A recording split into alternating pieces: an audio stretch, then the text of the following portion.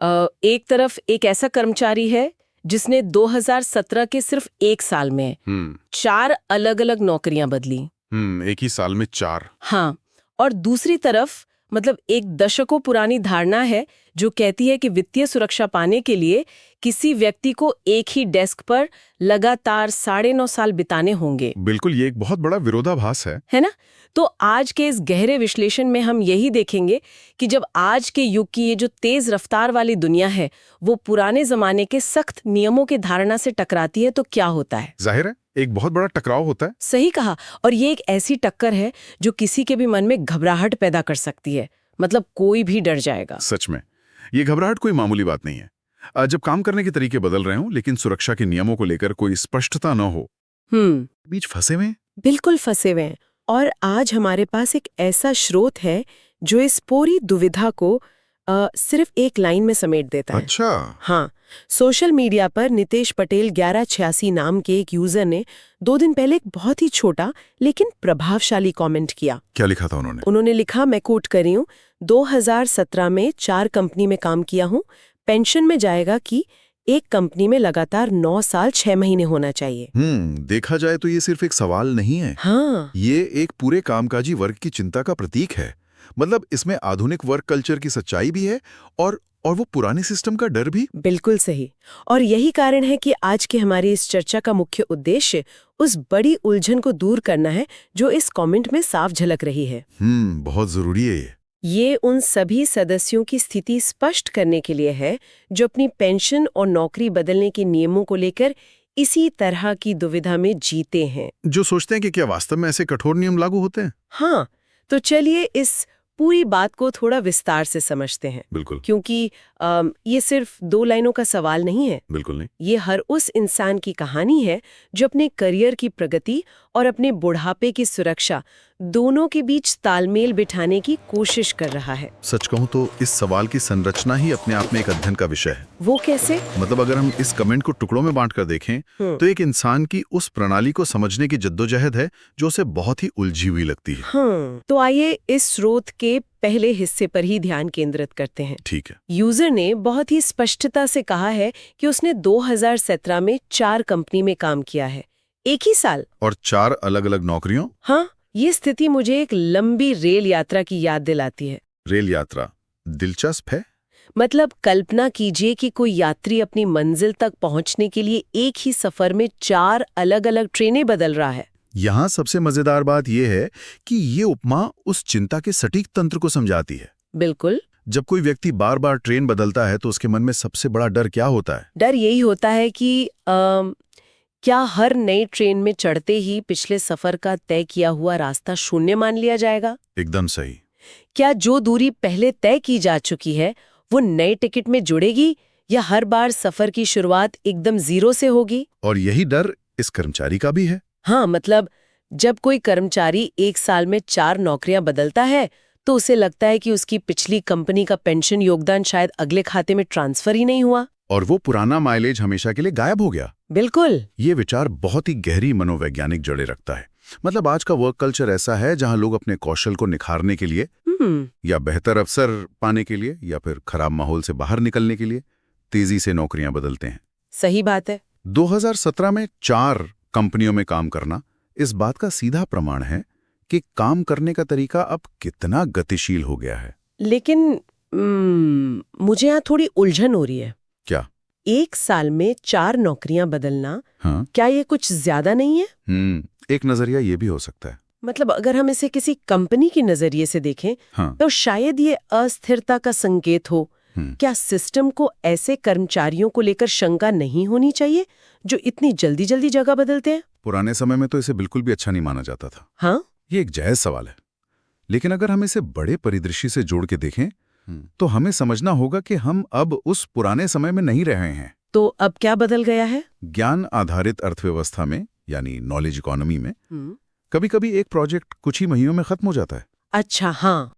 कभी कभी कोई स्टार्टअप बंद हो जाता है या छटनी हो जाती है। ये जरूरी नहीं कि कर्मचारी अस्थिर हों। कई बार बाजार और परिस्थितियां ही अस्थिर होती हैं। एकदम सही पकड़ा।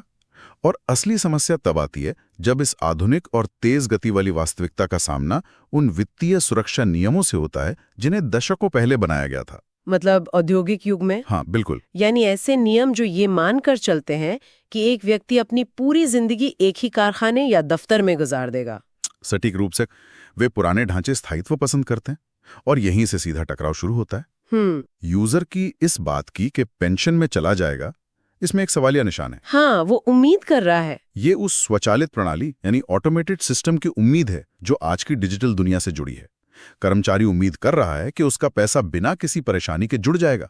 लेकिन साथ ही उसे उन पुराने नियमों का डर भी सता रहा है जो इस तरह की गतिशीलता को स्वीकार नहीं करते। और ये डर सिर्फ एक अस्पष्ट चिंता नहीं है।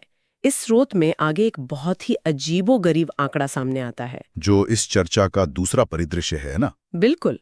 यूजर ने आगे पूछा है कि क्या पेंशन के लिए एक कंपनी में लगातार 9 साल 6 महीने होना चाहिए? मुझे इस 9 साल 6 महीने वाले हिस्से ने सबसे ज्यादा सोचने पर मजबूर किया है। सच कहूं तो ये आंकड़ा सामान्य बातचीत का हिस्सा तो नहीं लगता। बिल्कुल नहीं लगता। मेरा मतलब है, जब लोग अनुमान लगाते हैं या किसी अफवाह की बात करते हैं तो वे आमतौर पर गोल मटोल आंकड़े इस्तेमाल करते हैं। हाँ, जैसे लोग कहते हैं करीब 10 साल या 5 साल से ज्यादा। लेकिन 9 साल 6 महीने, इतनी सटीक और कठोर समय सीमा, ये सटीकता ही इसे खतरनाक बनाती है। कैसे? ये साफ दिखाता है कि इस कर्मचारी ने किसी इंटरनेट फोरम पर या किसी सहकर्मी से कोई ऐसी आधी अधूरी तकनीकी बात सुनी है जिसने उसके दिमाग में घर कर लिया है। बिल्कुल। और जब जानकारी इस तरह टुकड़ों में और ऐसे सटीक आंकड़ों के साथ मिलती है ना, हाँ, तो वो बहुत ही प्रामाणिक और आधिकारिक लगने लगती है। मतलब मानव मस्तिष्क ऐसी सटीक संख्याओं को सच मान लेता है क्योंकि वे किसी कानूनी या सरकारी दस्तावेज का हिस्सा प्रतीत होती हैं। एकदम सही। तो क्या इसका मतलब ये है कि लोगों को लगता है कि इतनी जटिल संख्या कोई अपनी मर्जी से नहीं बना सकता, इसलिए ये सच ही होगी? यही वो मनोवैज्ञानिक फंदा है जिसमें लोग फंसते हैं। अरे बाप रे! अगर हम इसे गहराई से विश्लेषित करें तो इस यूजर के दिमाग में दरअसल 2 अलग-अलग और स्वतंत्र शर्तें आपस में बुरी तरह उलझ गई है। वे 2 शर्तें क्या हैं? मैं चाहती हूँ कि हम इसे उन सभी सदस्यों के लिए स्पष्ट करें जो इस तरह की उलझन में हैं। बिल्कुल। तो पहली शर्त है समय की। हाँ, यानी काम करने की निरंतरता, जिसे उन्होंने 9 साल 6 महीने के रूप में प्रस्तुत किया है। ठीक है, समझ गई। और दूसरी शर्त है जगह की, यानी केवल एक कंपनी में काम करना। ये तो बहुत ही दिलचस्प है। मतलब समय और जगह की शर्तें आपस में मिल गई हैं और एक नया भयानक नियम बन गया है।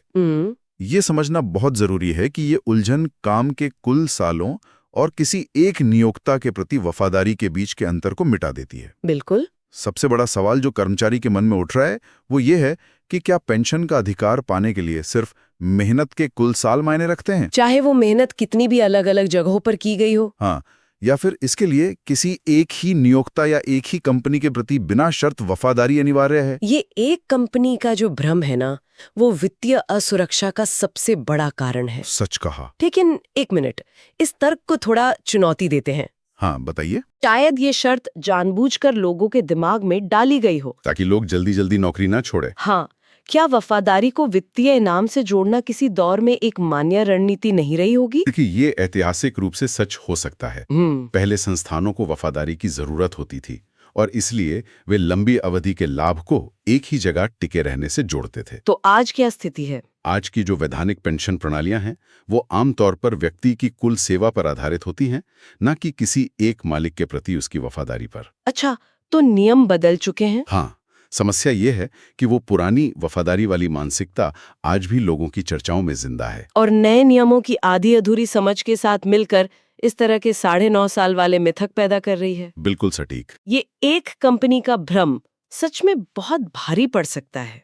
अब अगर हम इन दोनों परिदृश्यों को आमने सामने रखकर देखें, एक तरफ 2017 में 4 कंपनियों का वो बिखरा हुआ लेकिन वास्तविक सफर, हाँ, और दूसरी तरफ एक ही कंपनी में लगातार 9.5 साल रहने का वो कल्पित और कठोर नियम, तो हमें वो मूल भ्रम, वो असली कोर कंफ्यूजन दिखाई देता है। और मजे की बात यह है कि ये पूरी उलझन इस स्रोत में मौजूद एक छोटे से शब्द में सिमटी हुई है। वो शब्द क्या है? वो शब्द है की। समझा नहीं। यूजर ने लिखा है पेंशन में चला जाएगा की एक कंपनी में, यहाँ की का मतलब या से है, मतलब अंग्रेजी का और। अरे हाँ, ये एक बहुत ही बारीक अवलोकन है। ये स्पष्ट रूप से एक या तो ये या फिर वो वाली स्थिति का निर्माण कर रहा है। इसे हम फॉल्स डिलेमा भी कह सकते हैं। बिल्कुल, इंसान को लगता है कि बीच का कोई रास्ता ही नहीं है। हाँ, या तो पिछला सारा काम अपने आप जुड़ जाएगा या फिर उसे 9.5 साल तक किसी एक ही जगह पर कैद रहना होगा। अगर हम इसे बड़े परिदृश्य से जोड़कर देखें तो ये सिर्फ एक सवाल नहीं रह जाता, बल्कि ये जानकारी के अभाव से पैदा हुए गहरे डर का प्रतीक बन जाता है। डर का प्रतीक। हाँ, जब कोई व्यक्ति इस या तो ये या वो की मानसिकता में फंस जाता है तो उसके करियर के फैसले उसकी महत्वाकांक्षा से नहीं बल्कि डर से प्रेरित होने लगते हैं। ये बहुत ही डरावना विचार है। बिल्कुल है। कल्पना करें कि अगर कोई कर्मचारी सच में ये मान ले कि अपनी पेंशन बचाने के लिए उसे एक ही कंपनी में लगातार 9.5 साल रहना ही पड़ेगा, तो इसका उसकी जिंदगी पर क्या असर होगा? बहुत बुरा असर होगा। मतलब अगर उस कंपनी का माहौल खराब हो, जहां काम करना मानसिक रूप से थका देने वाला हो, अगर उसे वहां आगे बढ़ने का, कुछ नया सीखने का कोई मौका न मिल रहा हो, या फिर अगर उसे किसी दूसरी जगह बेहतर पद और 2 गुनी सैलरी का प्रस्ताव मिले। यहीं पर यह तकनीकी भ्रम एक बहुत बड़े मनोवैज्ञानिक जाल का रूप ले लेता है, जो इंसान को रोक देता है। ये इंसान को पंगु बना देता है। यूजर को शायद अंदर ही अंदर ये लग रहा होगा कि 2017 में जो उसने 4 कंपनियों में काम किया, उस इतिहास ने शायद उसके 9.5 साल के उस लगातार वाले नियम को हमेशा के लिए तोड़ दिया है। यानी उसे लग रहा होगा कि उसने कोई बहुत बड़ी गलती कर दी। हाँ, एक ऐसी गलती जिसे अब सुधारा नहीं जा सकता। बाप रे। उसे लग रहा होगा कि अब उसका सारा पिछला काम, उसकी सारी मेहनत बेकार हो गई है। ये जो डूबी हुई लागत यानी संक कॉस्ट का डर है, ये बहुत शक्तिशाली होता है। बिल्कुल होता है। ये एहसास कि मैंने नियम तोड़ दिया है और अब मेरी सुरक्षा खत्म हो गई, किसी को भी हताश कर सकता है। और इसी हताशा में इंसान गलत फैसले ले सकता है। जाहिर है।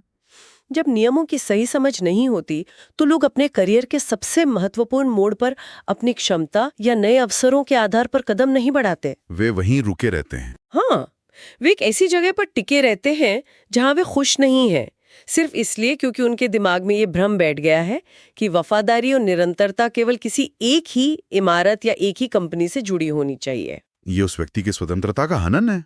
बिल्कुल। काम करने वाले हर इंसान को यह समझना चाहिए कि उसका कौशल, उसका अनुभव और उसका योगदान उसकी अपनी संपत्ति है। सही कहा। वो संपत्ति उसके साथ चलती है, न कि वो किसी एक कंपनी की जागीर बन जाती है। आज के समय में जब वित्तीय प्रणालियां डिजिटल रूप से जुड़ी हुई हैं, तो सैद्धांतिक रूप से काम का इतिहास और फंड व्यक्ति के पीछे पीछे चलना चाहिए, चाहे वो अपने करियर के सफर में कितनी भी ट्रेनिंग क्यों ना बदले। है ना? एकदम सही। ये एक बहुत ही सशक्त दृष्टिकोण है। हमारा काम हमारा अपना है। किसी भी कर्मचारी को ये नहीं सोचना चाहिए कि उसकी नौकरी बदलने की आजादी और उसकी भविष्य की सुरक्षा एक दूसरे के दुश्मन है। बिल्कुल नहीं। आज की ये चर्चा उन सभी सदस्यों के उलझन दूर करने के लिए ही है जो इस प्रकार के सख्त और मनगढ़ंत नियमों को सच मानकर अपने करियर को रोक लेते हैं। इस स्रोत के माध्यम से हम यही तो सीख रहे हैं कि कैसे आधी अधूरी जानकारी इंटरनेट के माध्यम से फैलकर लोगों के मन में डर पैदा कर सकती है। हाँ, ये सिर्फ एक व्यक्ति की चिंता नहीं है, बल्कि एक पूरी पीढ़ी की चुनौती है जो पुराने औद्योगिक नियमों के साए में आधुनिक करियर बनाने की कोशिश कर रही है। ये सचमुच एक बहुत ही विचारणीय स्थिति है। तो आज की इस लंबी और गहरी चर्चा के मुख्य बिंदुओं को अगर हम समेटें तो हमने देखा कि कैसे नितेश पटेल के सिर्फ 2 दिन पुराने एक वाक्य के सवाल में पूरी कामकाजी दुनिया का डर छिपा था। बिल्कुल छिपा था। हमने इस बात का गहराई से विश्लेषण किया कि कैसे 2017 में 4 कंपनियों में काम करने की बिखरी हुई आधुनिक वास्तविकता और एक कंपनी में 9 साल 6 महीने काम करने की एक पुरानी कठोर धारणा आपस में टकराती हैं। और हमने ये भी समझा कि कैसे ये टकराव एक ऐसा भ्रम पैदा करता है जो इंसान को अपनी आजीविका की स्वतंत्रता और भविष्य की सुरक्षा में से किसी एक को चुनने के लिए मजबूर करता है। ये स्पष्ट है कि आज की इस तेजी से बदलते दौर में जहां हर कोई अपने कौशल को निखारना चाहता है और अपने करियर में आगे बढ़ना चाहता है, ये किसी एक इंसान की नहीं बल्कि काम करने वाले हर वर्ग की चिंता है। सही बात है। हर व्यक्ति अपना बुढ़ापा सुरक्षित करना चाहता है,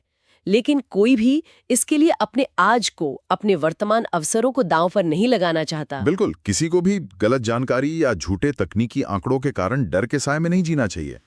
और यही वो बिंदु है जहां सही जानकारी का महत्व सबसे ज्यादा बढ़ जाता है। जब लोग अपने वित्तीय अधिकारों और काम के नियमों के पीछे के तंत्र को समझ लेते हैं, तो वे डर के बजाय आत्मविश्वास